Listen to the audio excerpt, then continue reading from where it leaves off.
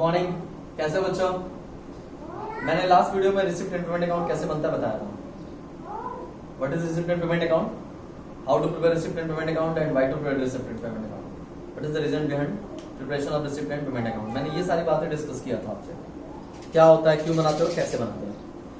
अब एक practical example लेके मैं इसमें बता रहा हूँ। मैं फिर से एक बार रिपीट करता हूँ। रिसिप्ट एंड पेमेंट अकाउंट में केवल कैश ट्रांजैक्शंस लिखे जाएंगे।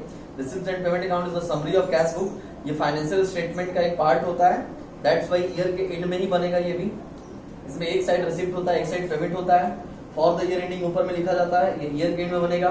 और जिस ईयर के एंड के लिए बनेगा उस ईयर से 12 मंथ बिफोर, 12 महीने पहले तक के सारे कैश ट्रांजेक्शंस जो नगद में पैसा आया और गया है, केवल वही इसमें लिखा जाएगा।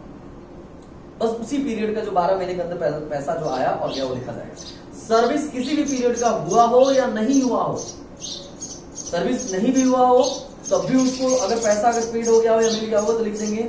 और अगर सर्विस हो गया है और पैसा नहीं भी, सर्विस हो गया है लेकिन पैसा नहीं दिए हैं तो उसको नहीं लिखेंगे।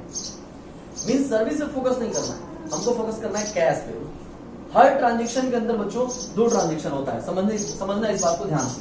जैसे हर ट्रांजेक्शन के अंदर दुनिया में जितने ट्रांजेक्शन होते हैं वो 2 चीजों से रिलेटेड होते हैं, एक गुड्स से रिलेटेड और एक सर्विस से रिलेटेड। ध्यान से समझना, एक गुड्स से रिलेटेड और एक सर्विस से रिलेटेड। दुनिया में जितने ट्रांजेक्शन होते हैं, हम जो भी लेन देन करते हैं, या तो वो ट्रांजेक्शन गुड्स से रिलेटेड होता है या तो सर्विस से। मैं क्लास 11th में ही बोलता हूँ। आपने अपने लाइफ में जो भी ट्रांजेक्शन करोगे, जो भी लेन देन करोगे, जिस भी दुकान में जाओगे, कहीं गुड्स बिक रहा है, कहीं सर्विस बिक रहा है। या तो आप गुड्स परचेज करने जाते हो या तो सर्विस परचेज करने जाते हो। इसके अलावा और आप पूरे होल लाइफ में या पूरी दुनिया में कोई और शॉपकीपर कुछ नहीं खरीद और बेच रहा है।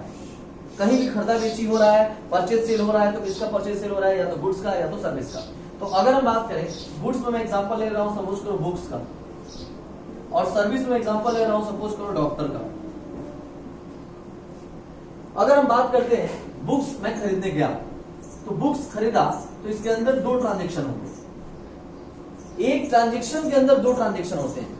अगर मैं डॉक्टर के पास गया दिखाने के लिए तो वहां भी 2 ट्रांजेक्शन होंगे। हर ट्रांजेक्शन के अंदर 2 ट्रांजेक्शन होते हैं, उसके 2 एस्पेक्ट होते हैं, जो डबल एंट्री सिस्टम जिस बेस पर बना हुआ है आपको पता ही है। तो क्या 2 ट्रांजेक्शन होंगे? अगर मैं बुक्स खरीदने जाऊंगा तो 2 ट्रांजेक्शन क्या होगा, एक मुझे बुक्स मिलेगा और दूसरा मैं उसको कैश दूंगा। मतलब उसके साइड से बुक्स होगा, बुक सेलर की तरफ से बुक्स रहेगा और मेरे तरफ से क्या रहेगा, पैसा रहेगा। अगर मैं बुक खरीदने गया तो बुक लूंगा और पैसा दूंगा। मतलब एक ट्रांजेक्शन में 2 ट्रांजेक्शन होगा, एक उसका बुक देने का और एक मेरा पैसा देने का। तो अगर हम देखेंगे इसके अंदर 2 ट्रांजेक्शन हो गए, एक तरफ बुक है और एक तरफ कैश है। एक तरफ शॉपकीपर है और एक तरफ जो है कस्टमर है। कस्टमर क्या दे रहा है, पैसा, और शॉपकीपर क्या दे रहा है, बुक्स। तो एक ही ट्रांजेक्शन हुआ बुक खरीदने का, लेकिन उसमें 2 चीजों का लेन देन हुआ। किन 2 चीजों का, एक बुक का और एक पैसे का। एक आदमी पैसा दिया, एक आदमी बुक दिया। सेम वैसे डॉक्टर के पास गए, इसलिए मैं बोला हर ट्रांजेक्शन के अंदर 2 ट्रांजेक्शन है। अगर मतलब 2 तरह के लेन देन, नाम ही है लेन देन, कुछ लेते हैं और कुछ देते हैं। Something minus and something plus, कुछ आता है और कुछ जाता है। बुक्स खरीदने गए तो बुक्स आया और पैसा गया। उसके साइड से सोचेंगे, शॉपकीपर के साइड से, तो पैसा उसके यहाँ प्लस हुआ और बुक्स क्या हुआ, उसके यहाँ माइनस हुआ। मेरे साइड से सोचेंगे तो मेरे यहाँ पैसा माइनस हुआ और बुक्स प्लस हुआ। कस्टमर के साइड से सोचेंगे तो 2 हट, जो उसके यहाँ माइनस हुआ वो मेरे यहाँ प्लस हुआ, जो मेरे यहाँ माइनस हुआ वो उसके यहाँ प्लस हो गया। दुकानदार के यहाँ चश्मा खरीदने गए तो चश्मा आपके यहाँ क्या हुआ, प्लस, और आपके यहाँ माइनस क्या हुआ, पैसा। तो उसके यहाँ माइनस क्या हुआ, चश्मा, और प्लस क्या हुआ, पैसा। तो हर ट्रांजेक्शन के अंदर बस यही माइनस प्लस, डेबिट और क्रेडिट। माइनस प्लस आप जानते ही हो, डेबिट और क्रेडिट। तो ये हर ट्रांजेक्शन में दो हुए, एक कुछ आने का और एक कुछ जाने का। लेन और देन, ट्रांजेक्शन तो लेन देन, कुछ लेते भी हैं और कुछ देते भी हैं। सेम वैसी सर्विस में भी 2 ट्रांजेक्शन हुए। डॉक्टर ने आपको सर्विस दिया, एक तरफ सर्विस है आपका, उसने ट्रीटमेंट किया, सर्विस दिया। आपके जो भी मेडिकल स्लिप है उस पर उसने मेडिसिन का नाम लिख के दिया, और साथ ही साथ आपसे उसने क्या लिया, कैश।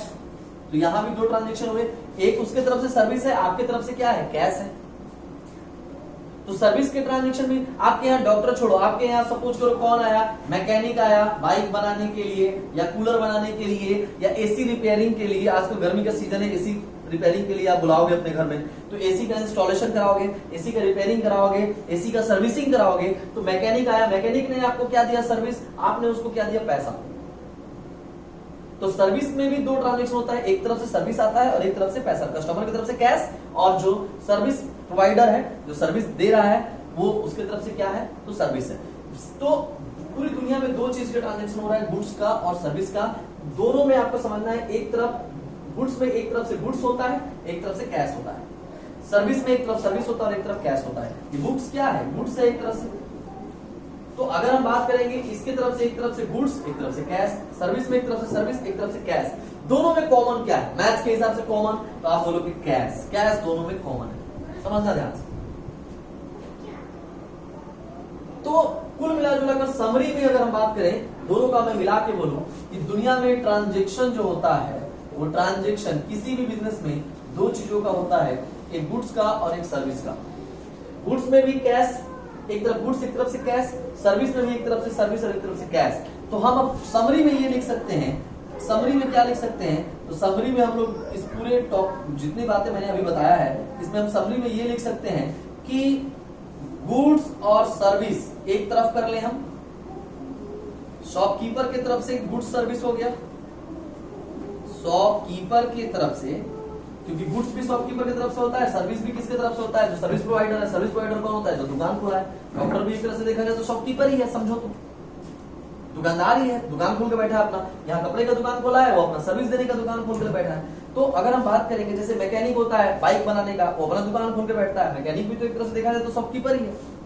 तो एक सर्विस शॉपकीपर की तरफ से क्या हो जाता है, अगर मैं दोनों को मिक्स करूं मिलाऊं तो गुड्स और सर्विस, और कस्टमर की तरफ से क्या होता है, तो कैश कॉमन है, कैश कस्टमर की तरफ से होता है। और इसमें दो बार लिखने की जरूरत नहीं है क्योंकि कैश कॉमन है। इन दोनों ही चीजों को मैं मिला दिया तो क्या निकल के आया समरी में, गुड्स सर्विस शॉपकीपर की तरफ से हो गया और कस्टमर की तरफ से क्या हो गया, कैश हो गया। तो अब समझने वाली बात यह है कि जब आप रिसिप्ट एंड पेमेंट अकाउंट बना रहे हो तो आप इस ट्रांजेक्शन को फोकस करना हुआ है कि नहीं हुआ है, इस ट्रांजेक्शन को आपको फोकस करने की जरूरत नहीं है। जब आप रिसिप्ट एंड पेमेंट अकाउंट बनाओगे तो आप ये मत देखना कि गुड्स और सर्विस प्रोवाइड हुआ है या नहीं हुआ है, बिका है कि नहीं बिका है, आया है कि नहीं गया, आया है, गया है कि नहीं गया है, मतलब गुड्स सर्विस का आना जाना मत देखना। पैसे जो दूसरा पहलू है, हर ट्रांजेक्शन का जो दूसरा एस्पेक्ट है, दूसरा एस्पेक्ट क्या है, कैश का। तो कैश अगर आ गया है, चला गया है तो रिसिप्ट एंड पेमेंट अकाउंट में लिख देना। अगर उस पर्टिकुलर पीरियड में आया है, गया है, तो इसको मत देखना। गुड्स और सर्विस आया है, गया है, नहीं आया, नहीं गया, उससे कोई मतलब नहीं, इससे कोई लेना नहीं। सिर्फ पैसे का मतलब अगर जो हर ट्रांजेक्शन के अंदर जो दूसरा ट्रांजेक्शन है अगर वो हो गया है, इसको बस देखना, इसको और इसको छोड़ देना। इसको अगर हुआ भी है नहीं भी हुआ है मत देखना, ये हुआ है या नहीं हुआ मत देखना। सिर्फ अगर ये हो गया है, दोनों में पैसे का लेन देन हो गया है तो रिसिप्ट एंड पेमेंट अकाउंट में रिकॉर्ड होगा। तो ये बातें इस चीज से आपको क्लियर होनी चाहिए कि मैं और बता दिया इस तरह से एग्जांपल देके कि कैसे रिसिप्ट एंड पेमेंट अकाउंट में हम किस ट्रांजेक्शन को फोकस करेंगे। हम हमेशा कैश जो दूसरा पार्ट है, एस्पेक्ट है ट्रांजेक्शन का, उसको फोकस करेंगे, उसको देख के अगर वो हुआ है तो लिखेंगे, नहीं हुआ है तो नहीं लिखेंगे। ये हुआ भी है और नहीं हुआ है उस पर ध्यान ही नहीं देंगे, इस पर देखना ही मत कि हुआ है कि नहीं हुआ है। देखोगे तो कंफ्यूज होगे। सिर्फ दूसरा पहलू देखना कि पैसा उस पीरियड में, जिस पीरियड के बना रहे हैं, आ गया है क्या, हुआ है क्या लेन देन पैसे का। अगर हुआ है तो लिख देना, नहीं हुआ है तो मत लिखना। बस यही इसमें मेनली फोकस करना है, किस चीज को ध्यान रखना है। तो केवल आपको फोकस ये करना है कि गुड्स और सर्विस वाले ट्रांजेक्शन को फोकस करना है, कैश को, गुड्स और सर्विस। तो गुड्स और सर्विस वाले ट्रांजेक्शन को आपको फोकस नहीं करना है, आपको किसको करना है, कैश को फोकस करना है। इस हर ट्रांजेक्शन में आपको ये देखना है कि अगर कैश वाला ट्रांजेक्शन का पार्ट हो गया है तो लिख देना और नहीं हुआ है तो नहीं लिखना।